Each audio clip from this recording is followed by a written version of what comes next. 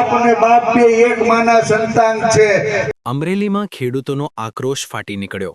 કમોસમી વરસાદથી કપાસ, મગફળીના પાક પલળી ગયા।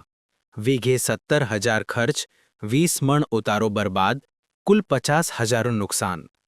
આજથી વડિયામાં કોંગ્રેસનો ખેડૂત સત્યાગ્રહ શરૂ। 8 નવેમ્બર સુધી જિલ્લાભરમાં ધરણા, મેમોરેન્ડમ કરવામાં આવશે। પરેશ ધાનાણીએ ઝીંડવા માથે ઉપાડી મામલતદાર કચેરી પહોંચી ચીમકી આપી। રોટલો ખાનારો છે, કોઈની ભીખનો મોહતાજ નથી। ભાઈ ગોપાલ,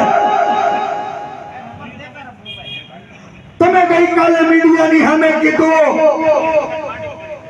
કે દાદાની સરકાર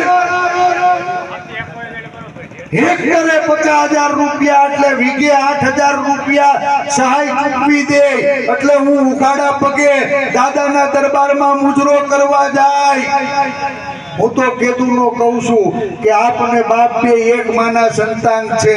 ભાઈ ગોપાલ, વિસાવદરના ખેડૂતોએ ખંભે બેહીને આમાં પાણીએ તમે ચૂંટીને મોકલો તો આજ ખેડૂતના પરસેવાની કમાણી વીઘે 50,000 રૂપિયા પાણીમાં ધોવાઈ નતું, અમારો 8,000 માં બારોબાર સોદો કરી નાખે એમ।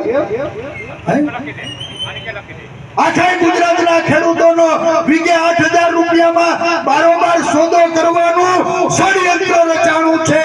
ત્યારે વડિયાના પાદરમાં કહું છું કે ભાઈ ગોપાલ, ખબરદાર, તમારે વેચાવું હોય તો વેચાવ।